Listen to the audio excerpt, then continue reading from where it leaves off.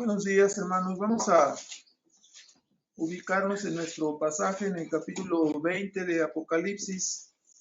En realidad vamos a dividir nuestro estudio en dos partes.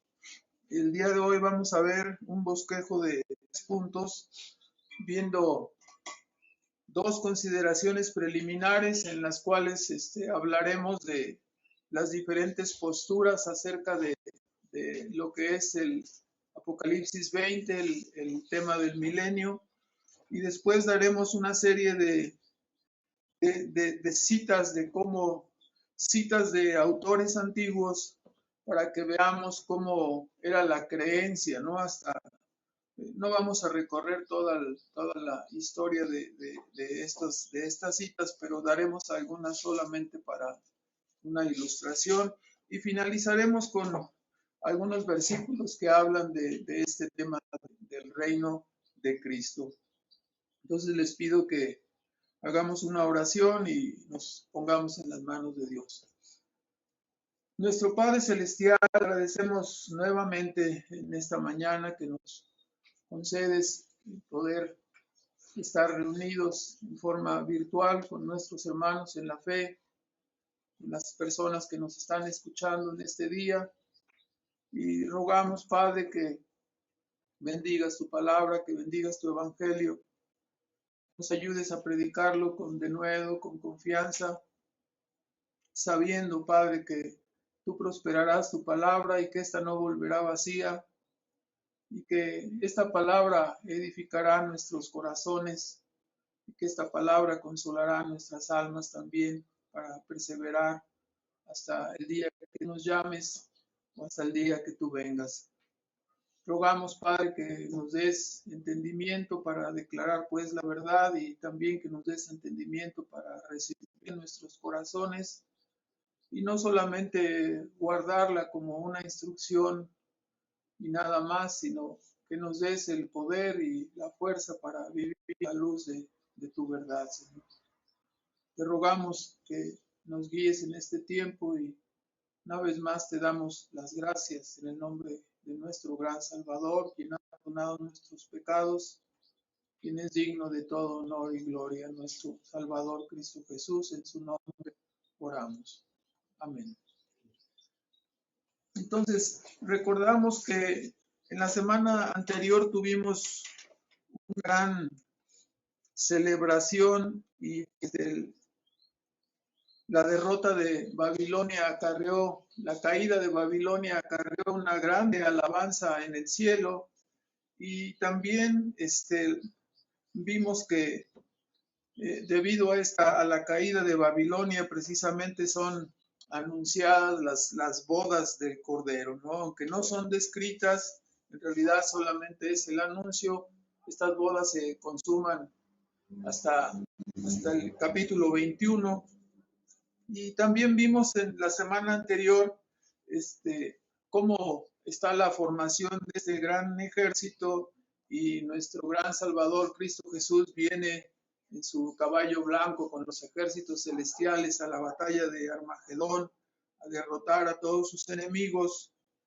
Y también comentamos como punto final cómo Dios, nuestro Salvador Todopoderoso, el llamado Escritura fiel y verdadero, en esa batalla derrota a sus enemigos y termina enviando al anticristo, ¿no? A la bestia y al falso profeta al lago de fuego, ¿no? Luchó solamente, como vimos, con la espada que salía de su boca, la espada de la palabra, suficiente para crear, suficiente para todas las cosas. Entonces, el día de hoy hemos hecho una larga travesía ya estudiando este libro y por fin nos encontramos en el capítulo 20, donde vamos a ver la derrota definitiva y final de Satanás, el engañador, el destructor, el enemigo. Y en forma resumida diremos que esta derrota es infringida sobre Satanás en 2 etapas. Primero nos dice al inicio del capítulo que Satanás es atado y después tiene lugar la primera resurrección, y la derrota de Satanás continúa, porque después es desatado y definitivamente derrotado por el Señor y echado al lago de fuego, donde están el falso profeta y también el anticristo, ¿no? Entonces, así el día de hoy hablaremos un poco de este pasaje, y toda vez que este capítulo 20 ha sido ocasión de múltiples debates y de múltiples conflictos, controversias con relación al tema del milenio, es necesario que señalemos algunas consideraciones. Solamente manejaremos dos consideraciones. La primera de ellas hablaremos de los sistemas más comunes para interpretar este pasaje, y en una forma muy breve, pues vamos a enfocarnos a ello en nuestra primera consideración. En primer lugar, hablaremos de los postmilenialistas. Si tiene lápiz y papel ahí, vaya anotando, ¿no? Porque vamos viendo estas formas de interpretar, ¿no? Estas corrientes, y después nos encontramos que hay personas que sostienen una postura, otra postura, y vamos a ver cuál es verdaderamente la postura que se apega a la palabra de Dios. Los postmilenialistas, esta es una postura muy famosa por ahí del siglo XVIII. Algunos adoptaron esa postura. Los postmilenialistas, consideran que el regreso de Cristo no ocurrirá sino hasta que el reino de Dios haya sido establecido por la predicación de la iglesia en la historia humana. Y entonces, después de esto, Cristo volverá y levantará a los muertos, y tendrá lugar el juicio, y se instalará el nuevo orden, cielos nuevos y tierra nueva, ¿no? Esto es el pensamiento postmilenialista. Como tenemos ya 2000 años desde que Cristo vino y realizó su obra, su primera venida, el Evangelio se ha esparcido, pero nosotros podemos darnos cuenta que después de 2000 años, el Evangelio no, aunque ha sido esparcido por muchos lugares, casi en la mayor parte del mundo, no podemos decir que el Evangelio ha triunfado y que ha establecido el reino en todo el mundo, ¿verdad? Nosotros vemos que las tinieblas están gobernando y que las personas están en incredulidad y están engañadas. Entonces, esta es la postura amilenialista, ¿no? Ya después de 2000 años, esta postura ha sido prácticamente abandonada, ¿no? La postura que vamos a comentar ahora se llama el amilenialismo. Esta palabra quiere decir sin milenio, ¿no? Esa es la idea de esta corriente de interpretación. El amilenialismo no espera un reino milenial, sino que interpreta el Apocalipsis bajo lo que se conoce como el principio de la recapitulación. ¿Qué quiere decir esto? Considera que el amilenialismo considera que el Apocalipsis no relata hechos consecutivos, sino que lo divide en varias secciones. En este caso, algunos de los milenialistas más famosos, ¿no? Como por ejemplo el libro de William Hendrickson, el que habla, se llama Más que Vencedores, y él divide en su interpretación amilenialista, divide el Apocalipsis en 7 secciones, y él indica que todas las secciones son paralelas y todas van desde el principio de la primera venida de Cristo hasta el final, y un poquito más algunas, ¿no? Entonces, esto se conoce como un paralelismo. Para la milenialista, el reinado de Cristo resucitado con sus santos es ya una realidad. En eso también nosotros lo creemos, ¿no? O sea, Cristo resucitó y Dios le ha hecho, dice, Señor y Cristo, ¿no? Y está en los cielos y está reinando. Y el milenialismo toma el periodo de 1000 años, no en una forma literal, sino más bien lo toma como un número simbólico. y abarca los años desde el tiempo de la primera venida de Cristo hasta la segunda venida de Cristo. Entonces toma el número en una forma simbólica y no dice son 1000 años exactos, sino dice es el tiempo que dura entre la primera y la segunda venida, eso es el milenio, y ya Cristo está en el cielo, ya está resucitado, ya está reinando y nosotros estamos reinando con él. Esa es la postura amilenialista. Ahora, frecuentemente la interpretación amilenialista identifica la atadura de Satanás. Vean ustedes en Mateo 12, por favor. En Mateo 12, frecuentemente entonces el esquema milenialista identifica la atadura de Satanás y su encarcelamiento en el abismo con la victoria obtenida por Cristo en su primera venida. Y Cristo estableció y predicó el Evangelio, murió y resucitó. Entonces, esa victoria obtenida en su ministerio terrenal es ubicada como el atamiento de Satanás. Y así toman, por ejemplo, el versículo de Mateo 12, versículo 29, donde indica, Cristo dice, en el versículo 29 pregunta, ¿cómo puede alguno entrar a la casa del valiente y saquear sus alhajas si primero no le prendiere, no le ata al valiente y entonces saqueará su casa? Entonces, la interpretación milenialista toma este versículo y dice, bueno, aquí está el asunto. Cristo vino por primera vez, ató a Satanás y ahí está atado, ¿no? Y será desatado hasta la segunda venida. Todo es ese periodo para ellos es lo que sería el milenio. Lucas 10, versículo 18. Es otro pasaje que también normalmente toma el esquema milenialista para sostener su postura y dice en el capítulo 10, versículo 18, lo tienen allí, nos indica la escritura, cuando Cristo envió a sus discípulos a predicar, dice, envió 70 discípulos de dos en dos y regresaron muy contentos y dijeron, estamos muy contentos porque vamos predicando y muchas personas nos escuchan y creen y sanamos a los enfermos y aún los endemoniados se nos sujetan. ¿Sí? Y entonces vinieron y dijeron esto a Cristo y Cristo dice en el versículo 18, les dijo Cristo, ¿no? Dice, yo veía a Satanás como un rayo que caía del cielo. Entonces dice, ahí está el asunto, ¿no?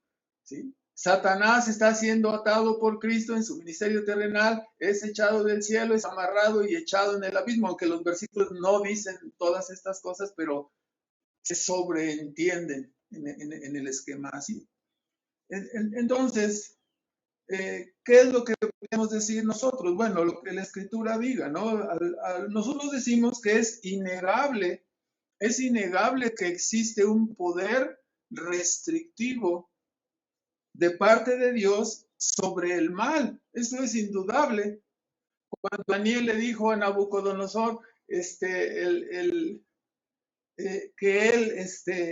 el cielo gobierna, le dijo ahí en el capítulo 4, en el versículo 26, porque el Nabucodonosor, recuerdan ustedes que tenía sus alcances muy tremendos, y entonces dice, bueno, la visión que tú tuviste es esa, serás convertido como medio un animal, y esto no lo entenderás hasta que comprendas que el cielo gobierna, ¿verdad? Hasta que esta cosa entre en tu cabeza.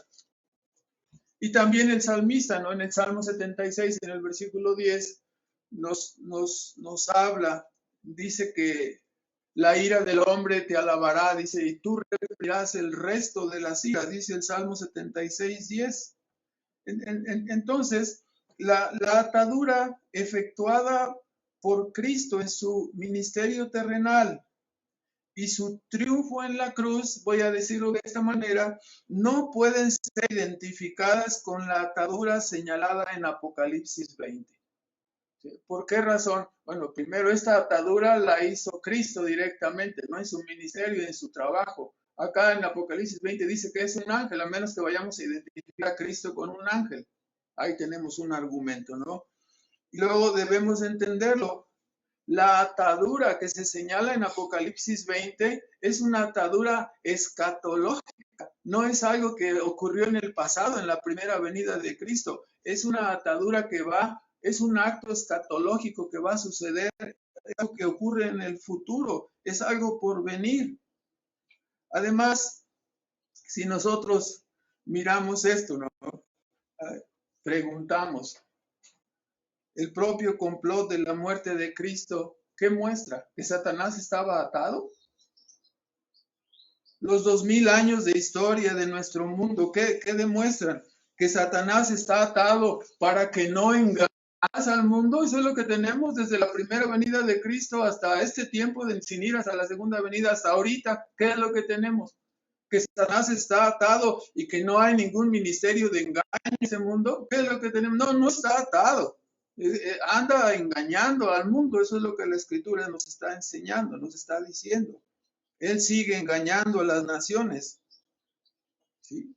Cuando Apocalipsis 20, en el versículo 3, nos dice claramente que el atamiento del diablo es ¿para qué? Para que no engañe más a las naciones. Entonces, nosotros sabemos que fue atado y que fue maniatado por la persona y por la obra de Cristo en la cruz del Calvario, pero no es el mismo atamiento a que se refiere Apocalipsis 20. Ahora, el reino actual de Cristo, él contestó, como ya hemos platicado, él contestó directamente a Pilato, ¿no? Mi reino no es de este mundo. Su reino es un reino espiritual que está llevando a cabo, ¿qué? La obra redentora. Y este mundo está siendo sujeto y Satanás está atado en ese sentido para que no estorbe la salvación de los creyentes. Y Cristo es más poderoso de tal manera que hace a un lado al enemigo y efectúa el propósito redentor que él tiene. Pero el reino del cual habla Apocalipsis 20 no está hablando de un reino espiritual, está hablando de un reino terrenal, está diciendo que Cristo viene y reinará juntamente con sus creyentes. Es un reino personal en la tierra cuando suceda la segunda venida. Entonces, haremos un comentario más adelante, ¿no? Sobre este punto al final, pero es evidente que el atamiento del ministerio terrenal de Cristo y el atamiento de Apocalipsis 20 son dos cosas distintas, ¿no? Ahora, este es lo más o menos, no estoy comentando ni agotando todo el tema, nos estaríamos mucho más de un solo sermón para cada uno de los puntos, ¿no? Es muy difícil. Ahora, vamos a comentar en una forma breve lo que es el premilenialismo. El premilenialismo quiere decir que Cristo viene antes, ¿no? Es antes del milenio. Y esto, el premilenialismo histórico mira Apocalipsis 20 como un acontecimiento escatológico que se refiere a los eventos finales. Es lo que quiere decir la palabra escatón, escatología. Considera que la segunda venida de Cristo será antes del milenio, como nosotros vimos, ¿no? En la semana anterior, que estaba Cristo sobre un caballo dispuesto para venir y pelear ahí en el Armagedón, ¿no? ¿Sí? Y después de que termina y derrota y el falso profeta y la bestia son echados en el lago de fuego, entonces, ¿qué es lo que viene? Viene precisamente el atamiento de Satanás, ¿sí? El establecimiento del reino y la primera resurrección, ¿no? Que es lo que nos está diciendo Apocalipsis 20. Ahora, el premilenialismo histórico, entonces, considera que la segunda venida de Cristo será seguida por la atadura de Satanás y la resurrección de los creyentes, la resurrección de los santos que se unirán a Cristo para un reino sobre la tierra. ¿Sí? Por eso lo veremos detenidamente en la próxima semana, Por eso nos dice directamente, ¿no?, que vivieron, ¿no? Habla de las almas que vivieron y estas almas reinaron con Cristo, dice, 1000 años. Este es el destino glorioso de la iglesia, reinar con Cristo.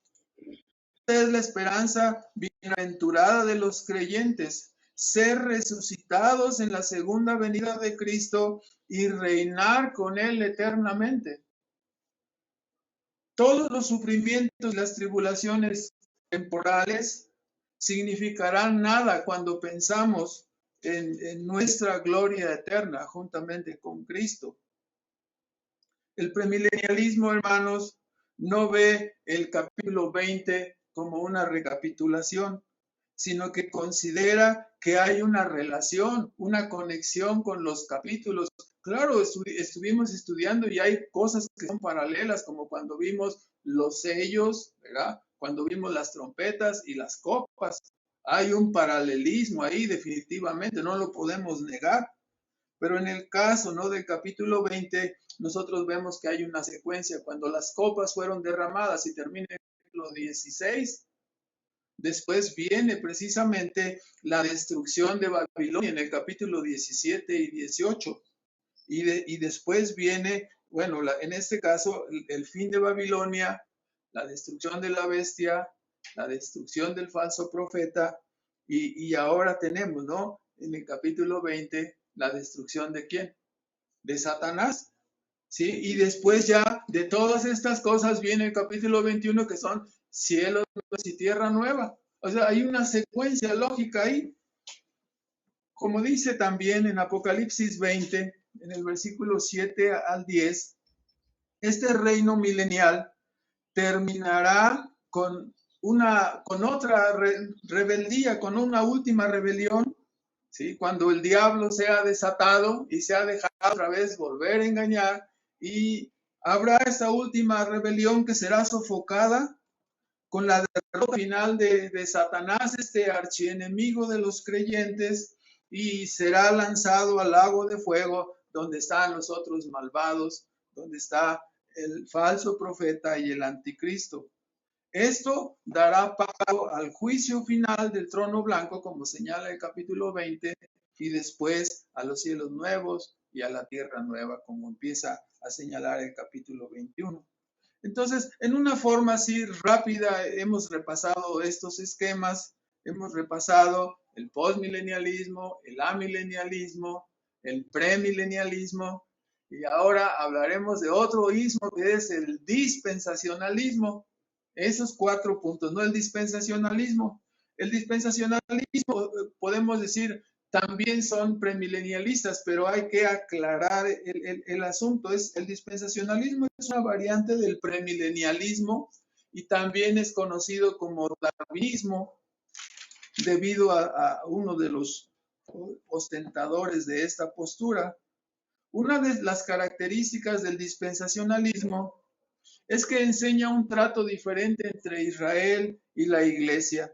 La interpretación fundamental del dispensacionalismo se basa en que se tienen que cumplir las promesas hechas en la teocracia, hechas por Dios a Israel. Entonces, ese es el pensamiento que domina toda su interpretación de la Biblia. El dispensacionalismo acentúa la idea bastante de que Cristo puede venir en cualquier momento, en cualquier instante, ¿no? Está en la puerta, su segunda venida es inminente, ¿sí? Yo recuerdo que había una persona que había sido enseñada en esta postura y se iba de su casa a la tienda y luego regresaba y ya no oía, ya fue. Ellos ponen una cosa muy especial que le llaman ellos el rapto, ¿no?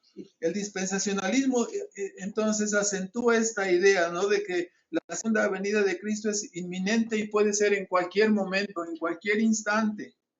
Su característica esencial del dispensacionalismo es que enseña un rapto pretribulacionista, es decir, el dispensacionalismo enseña un rapto antes de la ocurrencia de la tribulación. porque dicen ellos en su interpretación que la iglesia no puede sufrir, que no debe de sufrir y que entonces el Señor es tan bueno que la saca a la iglesia antes de que venga la gran tribulación. Y los únicos que van a sufrir van a ser los Israel, que son los que hayan sido conmovidos, y esos son los que van a llevar los platos rotos, ¿verdad? Entonces, el dispensacionalismo, repito, su característica esencial es que enseña un rapto pretribulacionista de la iglesia. Y ellos consideran que ese rapto pretribulacionista es la esperanza bienaventurada de la iglesia porque no va a sufrir. Nosotros hemos estado viendo, ¿no?, que Dios permitirá que los santos sean perseguidos, y no solamente perseguidos, muertos, que sufrirán, que persecuciones. Entonces, ellos piensan que la iglesia es raptada y que no pasará la tribulación. Esta forma de interpretación nació alrededor del año 1825-1830 entre los llamados hermanos de Plymouth, cuyo líder se llamaba B.W. Newton. Dicen ellos que estando en una reunión en la iglesia de un hombre que se llamaba Edward Irving, ellos recibieron una revelación de parte de Dios acerca de esta interpretación. Y esta creencia se esparció en todo el mundo a través de lo que nosotros conocemos, ¿no?, la Biblia anotada por Scofield, que traía todas las enseñanzas que trae todas las enseñanzas del dispensacionalismo integradas como parte de su comentario. Y así fue como se esparció grandemente el dispensacionalismo. Hay que señalar que aunque creemos que la Biblia enseña el premilenialismo, aclaramos en una forma clara diciendo que aunque nosotros somos premilenialistas, hay que decirlo, no somos dispensacionalistas. Repito, nosotros sostenemos el premilenialismo, pero no somos dispensacionalistas. Nosotros creemos, como dice el apóstol Pablo, que Israel será injertado nuevamente en el olivo, porque así dice Pablo en Romanos 11, pero será injertado por medio del evangelio, no por algún trato especial distinto al que la iglesia ha recibido. Y si Israel ha de entrar como parte del pueblo de Dios, como lo señala la Escritura, debe ser por medio del evangelio. Nosotros creemos también que el único rapto o el único arrebatamiento, Primera de Tesalonicenses 4:15, la Escritura enseña acerca del arrebatamiento. Efectivamente, la Biblia usa la palabra arrebatamiento. Dice en el capítulo 4 de Primera de Tesalonicenses, en el versículo 15, dice Pablo, por lo cual os decimos, 4:15, en palabra del Señor, que nosotros que vivimos, que nosotros que habremos quedado hasta la venida del Señor, seremos delanteros a los que durmieron, porque el mismo Señor, con aclamación, con voz de arcángel y con trompeta de Dios, descenderá del cielo, y los muertos en Cristo resucitarán primero. Luego nosotros, los que vivimos, los que quedamos juntamente con ellos, seremos, ¿cómo dice ahí?, arrebatados. Ese es el arrebatamiento, ¿no? El dispensacionalista dice que ese arrebatamiento es antes de que empiece la tribulación para que la iglesia no sufra. Aquí nos dice que es a la segunda venida de Cristo. Sí, bueno, la historia de la iglesia nos demuestra, ¿no?, que molesta a muchas personas cuando escuchan decir lo que en este momento voy a decir. Dios usa a su iglesia, ¿no? Dios usa a los hombres. No les gusta escuchar eso, pero esa es la realidad. Dios es soberano. Y Dios usa a la iglesia, y Dios permite que la iglesia sufra porque Él tiene un consuelo mejor para la iglesia. Tenemos algo mejor en la salvación.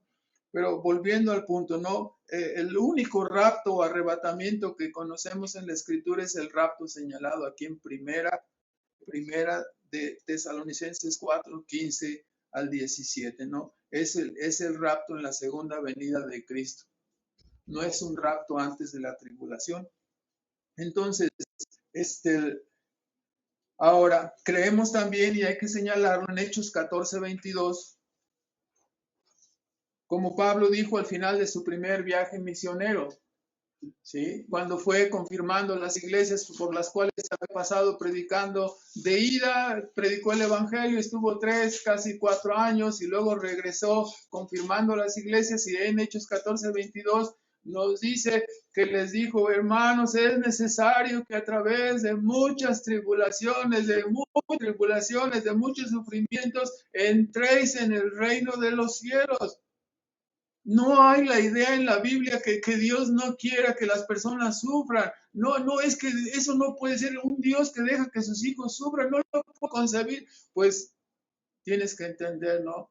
¿Sí? Para comprender eso tienes que saber que el sufrimiento es a causa de Dios.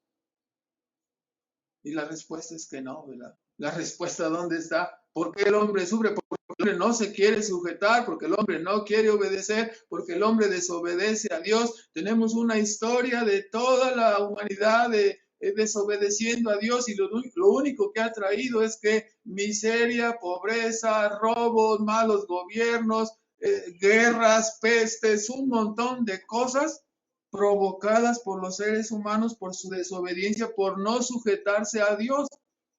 Estamos viendo un mundo que está repleto de las consecuencias de vivir una vida desobediente, ¿sí? Las enfermedades que alcanzan a mujeres con mujeres, hombres con hombres, los abusos, todas estas cosas están allí, ¿no? No podemos evadirnos entonces de decir, ¿no?, que el sufrimiento es como consecuencia de los pecados y como consecuencia de que el hombre no se quiere sujetar a Dios, ¿no? Hay otras cosas que están mezcladas, no podemos tratarlas todas en este momento, pero hay que decir esto, ¿no? Entonces, no creemos nosotros, porque vemos en la Escritura, muchas veces Dios ha permitido que sus hijos sufran, y Dios lo ha dejado de esa manera. Ha permitido que sean quemados en las estacas, que sean ahogados en los ríos, que sean maltratados, muertos de hambre, muchas cosas así, porque nosotros tenemos una esperanza mejor que supera todas las calamidades y todos los sufrimientos que pudiéramos tener en este mundo. Y Dios lo sabe, tiene una eternidad para compensar todas estas cosas. Si acaso tú te sintieras que fuiste afectado porque Dios te dejó que sufrieras, hay una eternidad para compensar todo esto. Ahora, después de haber visto estos 4 puntos, ya hemos visto el postmilenialismo, el amilenialismo en forma muy rápida, el premilenialismo histórico y la postura dispensacionalista. Dentro de estas hay otras variantes, no las vamos a ver aquí porque nos tardaríamos aquí toda la vida, ¿no? Ahora vamos a la segunda consideración. Ahora voy a dar algunas citas, porque frecuentemente se usa al escribir un libro, al escribir una nota para recalcar y dar un énfasis de si estamos en la línea ortodoxa o no, se recurre a la historia. Y entonces dice, no, la historia nos va a decir, no, cuál era el punto, porque de repente en el siglo XX sale alguien y dice, vamos a inventar la iglesia de los maradonianos, perdón, y reciben una revelación y dicen, no, así, y aquí empieza. Y nosotros tenemos que juzgar por los principios bíblicos, ¿no? No hay ninguna iglesia de esas, ¿no? Es una novedad, es un pasatiempo, muchas otras cosas están involucradas ahí. ¿Sí? Usted ya aprendió, ¿no?, quién es el campeón del engaño, el campeón de la mentira. Es Satanás. Y está involucrado en todas estas cosas, ¿no? Ahora, para no desviarnos, la segunda consideración que vamos a dar entonces son algunas citas de cómo entendían algunos creyentes antiguos este capítulo 20 de Apocalipsis y estas cosas relacionadas con el milenio. La razón para citar estas creencias históricas, estas citas, no es porque nuestra creencia se base en ellas, porque nuestra única norma de fe y práctica es la Biblia. No es no es que fulanito dijo esto, perenganito, no. Lo que diga la Biblia es lo que vamos a creer.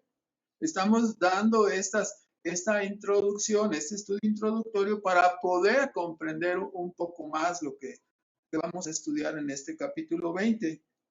Entonces, más que citar más que citar estas cosas de personas que dijeron cómo creían, más bien lo hacemos para percatarnos que nuestra interpretación no es algo racional o algo novedoso, porque la iglesia ha creído la verdad en un tiempo en la historia y luego de repente sale una creencia nueva, otra creencia nueva y no, y todo el mundo trata de justificar sus creencias con el pasado, ¿no? A ver si las iglesias verdaderas tenían esas creencias. Y es lo que estamos tratando de hacer, ¿no? Si la verdad es conforme a la escritura y tal como los que la recibieron, lo creyeron. Entonces voy a dar algunas citas. Primero, la Didache se llama, es un documento, es una de las primeras piezas de la literatura cristiana después del Nuevo Testamento. La Didache es de principios del siglo II y dice en unas notas a la iglesia contra el peligro de caer cuando aparezca el anticristo. Voy a citar la nota y la voy a leer directamente. Dice, aparecerá el engañador del mundo, como un hijo de Dios, hará señales y prodigios, y la tierra se entregará en sus manos, y cometerá iniquidades, las cuales nunca han sido desde el principio del mundo. Entonces la raza humana tendrá una prueba durísima. Muchos se ofenderán y se perderán, pero quienes soporten y resistan en su fe serán salvados. Entonces aparecerán las señales de la verdad, la señal en el cielo, la señal de la trompeta y la resurrección de los muertos, pero no todos los muertos, sino como fue dicho, el Señor vendrá y todos sus santos con él. Entonces el mundo verá al Señor viniendo en las nubes del cielo. Esta es una cita de la Didache del siglo II, ¿no? Ahora, quisiera tomar otras citas de la Biblia francesa, la Biblia católica, una Biblia católica de Louis Pirot y Albert Clamer.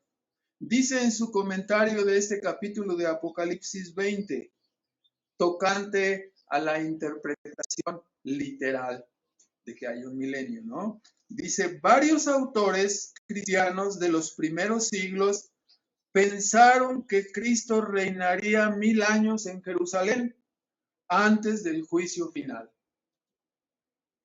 Del primer siglo, dice Bernabé, dice, es un milenarista ferviente.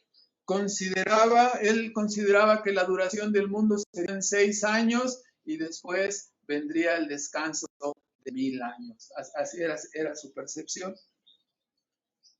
En el segundo siglo, un hombre que se llamaba Papías, el único comentario que hace en esta Biblia, dice, era un milenarista ingenuo.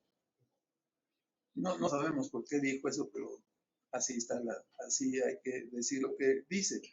En el segundo siglo hubo otro hombre que se llamaba también Justino Mártir.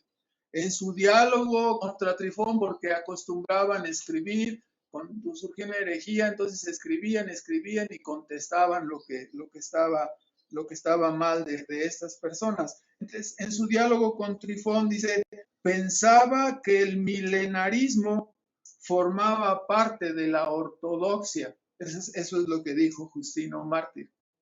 O sea, si nos hubiera tocado vivir en el tiempo de Justino Mártir y él estaba ahí en su iglesia, hubiéramos sido considerados como no ortodoxos si no éramos milenaristas, ¿no? ¿Entienden lo que estamos diciendo, no? Ahora, otra cita de Irineo, a finales del siglo II, era el obispo de Lyons. Dice, cuando el anticristo haya devastado todas las cosas en este mundo, él reinará por 3 años y medio y se sentará en el templo de Jerusalén y entonces el Señor vendrá del cielo en las nubes, en la gloria de su Padre, y enviará al anticristo al lago de fuego con sus seguidores, pero traerá para los justos el tiempo de su reino. También ellos veían el reino, ¿no? ¿Me explico? Tertuliano en el siglo II y III, él estaba en el norte de África, y él dijo: confesamos que un reino es prometido para nosotros sobre la tierra, aún antes del cielo, solo que en otro estado de existencia, pues será después de la resurrección. Estas citas, tanto de Irineo como de Tertuliano, que he hecho, son del libro de la Esperanza Bienaventurada del autor George Eldon Ladd, del año 1956. Hipólito, volviendo a la cita de la Biblia católica, la Biblia Straubinger, Hipólito, que era obispo de Roma en el siglo III, dijo, discutiendo contra un sacerdote que se llamaba Cayo. Este Cayo negaba la autenticidad juanina del Apocalipsis, dice, para abatir más fácilmente el milenarismo. Entonces se atrevió a negar la inspiración, ¿no? del Apocalipsis para poder negar, es lo que comentó Hipólito, para poder negar el milenarismo. Ahora voy a hacer una cita de Agustín de Hipona, el famoso San Agustín del siglo III y IV, para mostrar los orígenes, en este caso, del amilenialismo. Él dice en esta misma Biblia católica, Pirot, de Luis Pirot y Albert Klamer, refiriéndose a la interpretación espiritual de Apocalipsis 20, ¿sí? Agustín decía lo siguiente: esta es la interpretación dada por Agustín ampliamente. Bueno, eso lo dijo Pirot en la escritura, y la cita es la siguiente, dice: Agustín hace comenzar este periodo en la encarnación porque profesa la teoría de la recapitulación. Sigue diciendo, es la iglesia militante, dice Agustín, la que reina con Cristo hasta la consumación de los siglos. La primera resurrección debe entenderse espiritualmente del nacimiento a la vida de la gracia. Eso es lo que decía Agustín. Y en ese mismo comentario dice lo siguiente, ¿no? Los tronos que menciona Apocalipsis 23, no se pusieron tronos, dice, los tronos son los tronos de la jerarquía católica, y en esa jerarquía misma, y es esa jerarquía misma la que tiene el poder para atar y desatar. Claro, pues, si piensan hoy en el amilenialismo, se van a querer sacudir, porque no quieren esa interpretación, ¿verdad? O sea, cuando uno sabe de dónde viene el origen de las interpretaciones, uno no va a querer tener que ver con estas cosas, ¿no? Ahora vamos a ver algunos textos en la escritura, por favor. Varios textos. Daniel 7, comenzamos con Daniel 7. Este es el tercer punto de nuestro estudio el día de hoy. Pudiéramos abundar en las citas. Hay un libro lleno de citas. Los hermanos que están aquí pueden ver, ahí están los comentarios, y pueden darse cuenta de todos esos libros. Ahora, vamos a señalar algunos versículos que hablan sobre el reino de Dios. Debo decir, siendo sincero y siendo delante de Dios, que por varios años yo consideré que el amilenialismo era la mejor alternativa de creencia. Yo era milenialista. Con frecuencia escuchaba y leía expositores que sostenían esta postura, y ellos decían que el premilenialismo no era viable porque no podía sustentar una doctrina basada en un solo versículo. Entonces, es decir, en el versículo del capítulo 20 de Apocalipsis.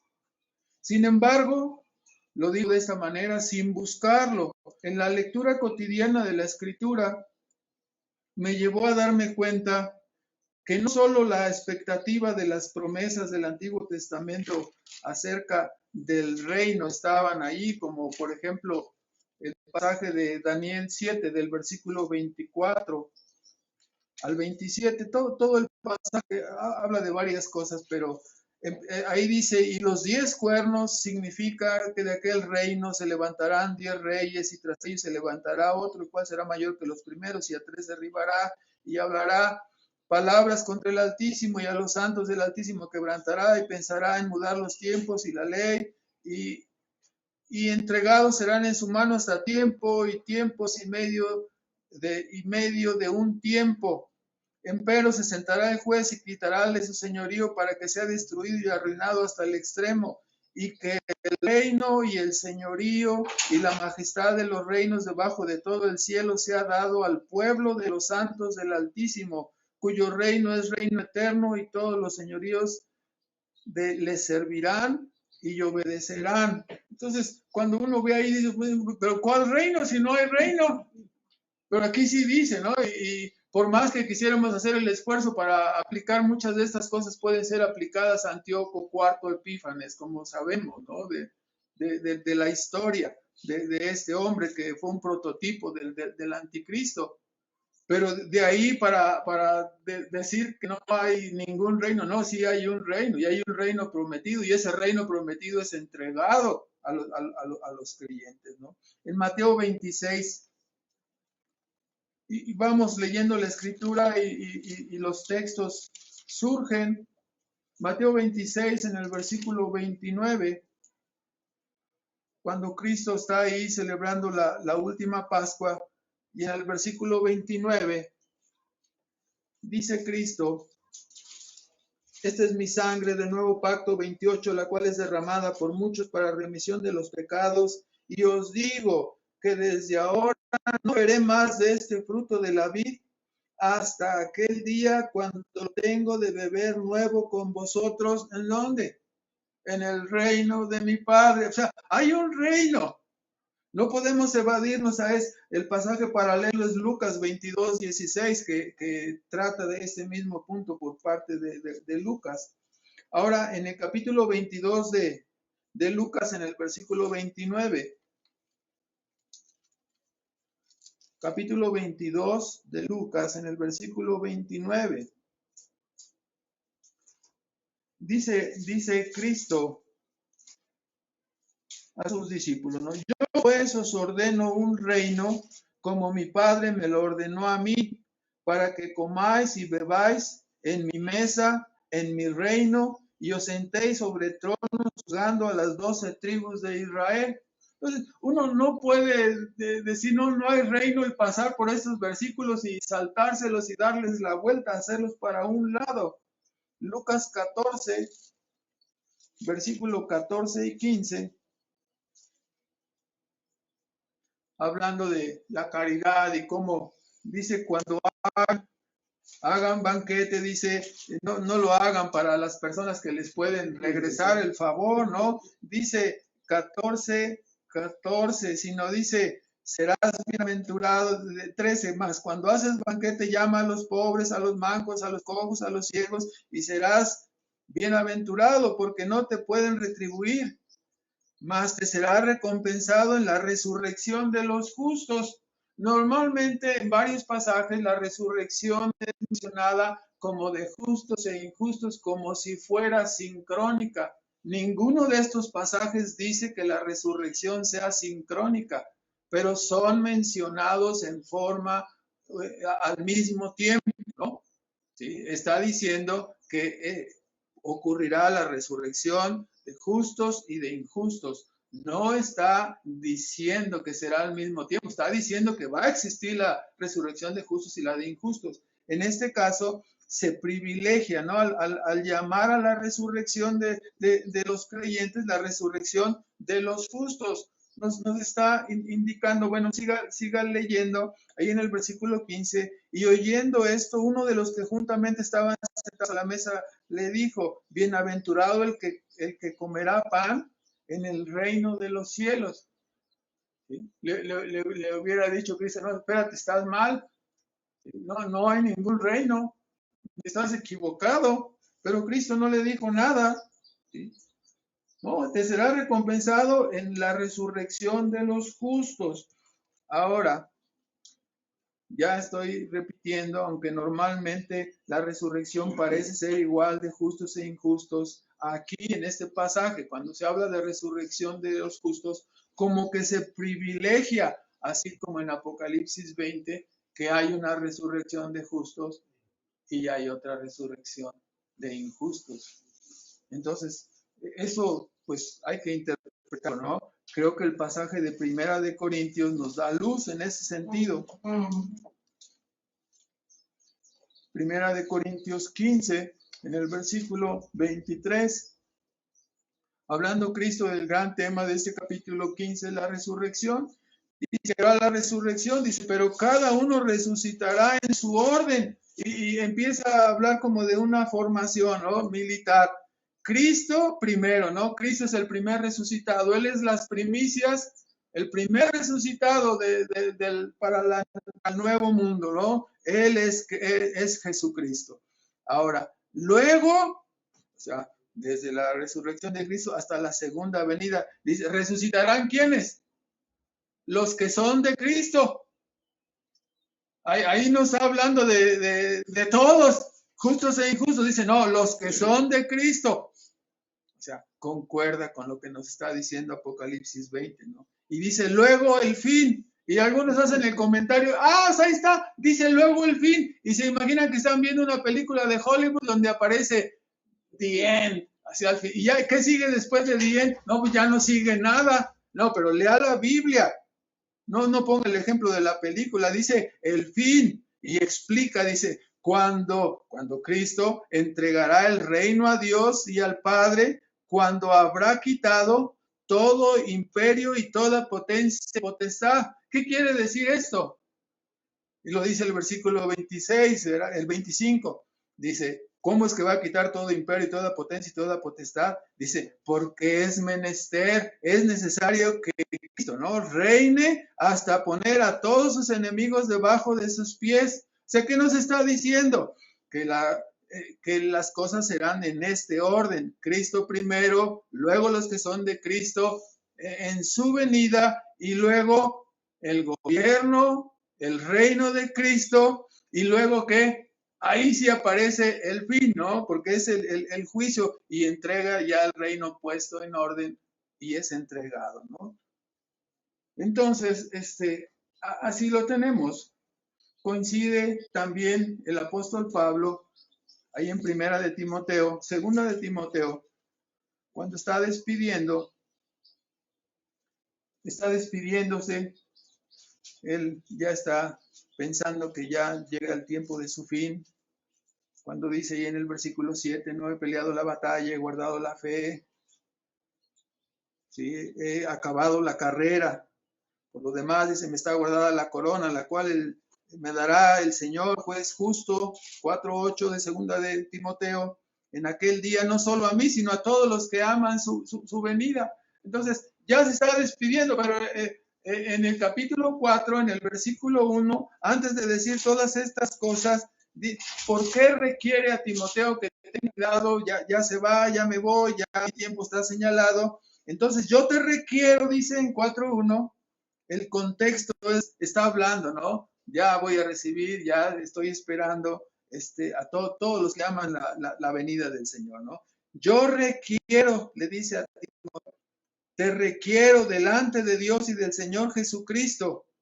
Y saca una afirmación relacionada con el tema que estamos viendo. Dice, que ha de juzgar a los vivos y a los muertos. ¿Y cuándo?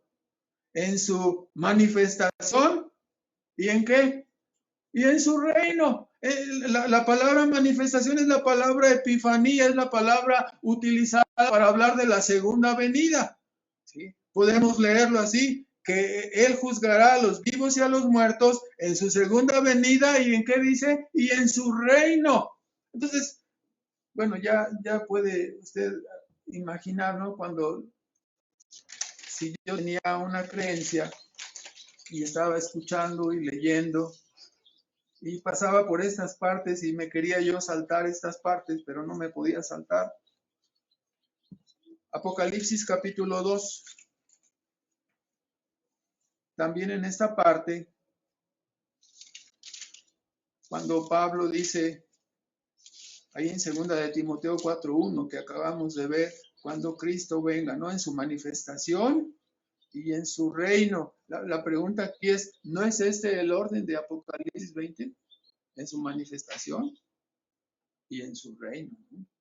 Ahora, aquí en capítulo 2 de Apocalipsis, en el versículo 26, cuando Cristo está dando su mensaje a las iglesias, y en este caso a la iglesia de Tiatira, y le dice, al que venciere, la fórmula, al que venciere en el versículo 26, al que hubiere vencido, al que venciere y hubiere guardado mis obras hasta el fin, yo le daré potestad sobre las gentes, sobre las naciones, y las regirá, las gobernará, es la idea, ¿sí? Con vara de hierro, y serán quebrantados como vaso de alfarero, como también yo he recibido, lo he recibido de mi Padre, ¿no? ¿Qué es lo que está prometiendo Cristo a la iglesia de Tiatira? Que les iba a dar autoridad sobre las naciones, a sus hijos, a los que vencieren, a los que perseveraren hasta el fin, y que ellos gobernarían, ¿no? Reinarían, es la idea. La misma parte está en Apocalipsis 3, en el versículo 21, cuando nos está diciendo, dice, al que venciere, yo le daré que se siente conmigo en mi trono, así como yo he vencido y me he sentado con mi Padre en su trono, ¿no? La pregunta es, ¿qué se hace cuando uno está sentado en el trono como un rey? Reina, ¿verdad? Gobierna. Entonces, evidentemente, tenemos aquí todas estas cosas. Vea también Apocalipsis 5, en el versículo 9 y en el versículo 10, cuando el cántico es realizado en el cielo y cantaban, ¿no? Los ancianos, los 24 ancianos, los querubines, dice, cantaban un nuevo cántico diciendo, digno eres de tomar el libro, de abrir sus sellos, porque tú fuiste inmolado y has redimido para Dios con tu sangre de todo linaje y lengua y pueblo y nación. Y nos has hecho para nuestro Dios reyes y sacerdotes.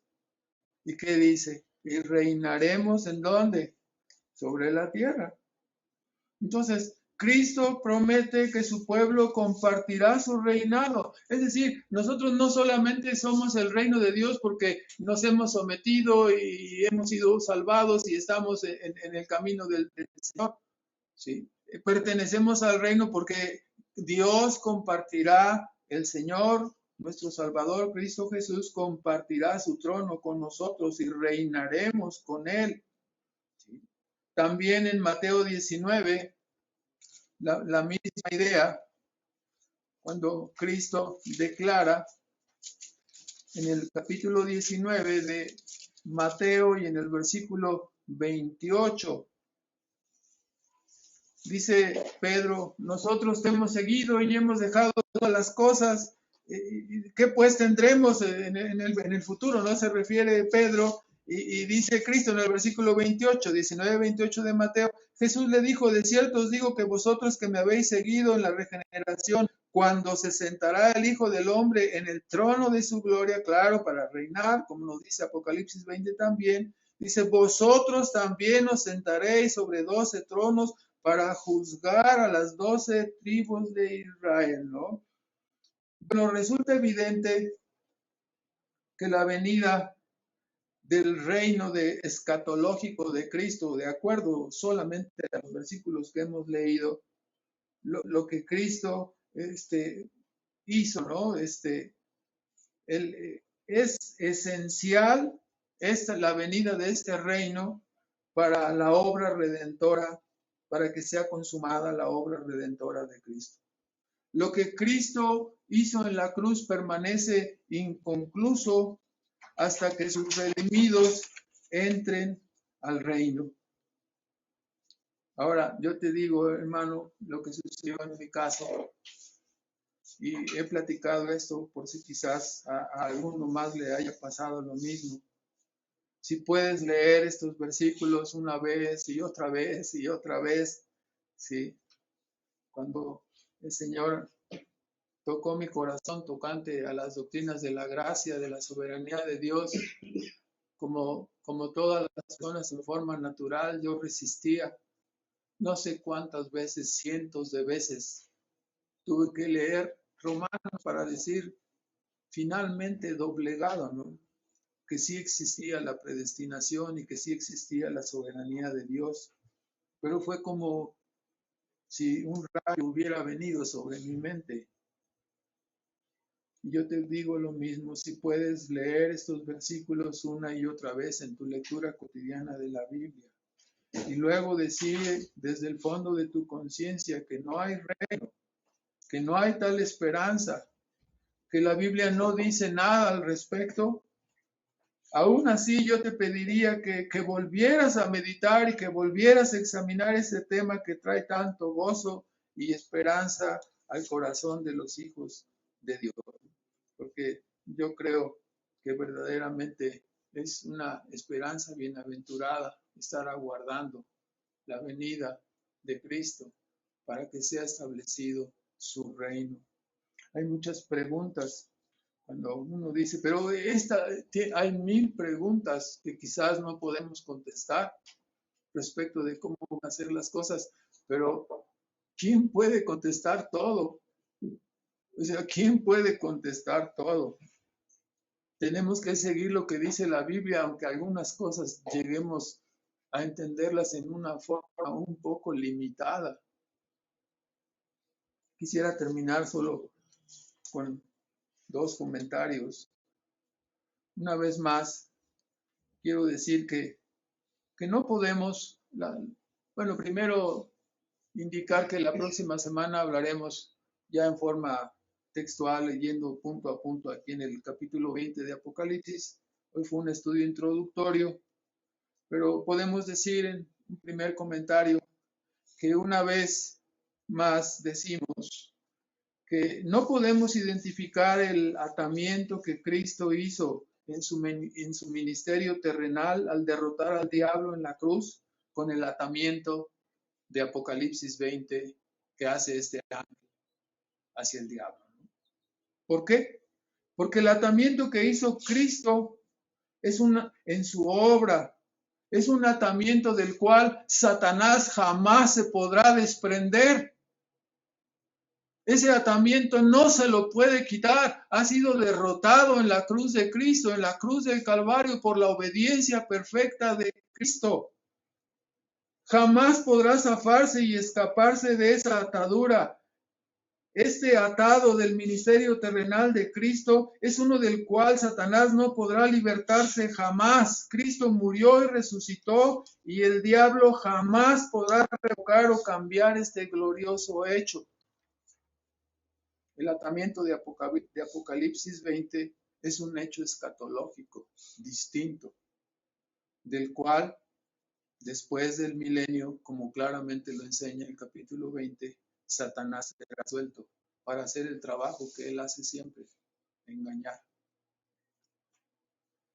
En segundo lugar, para terminar, vamos a dejar el estudio con esta parte nada más. Creemos que la postura que hemos descrito como milenialismo histórico es la postura más apegada a la escritura.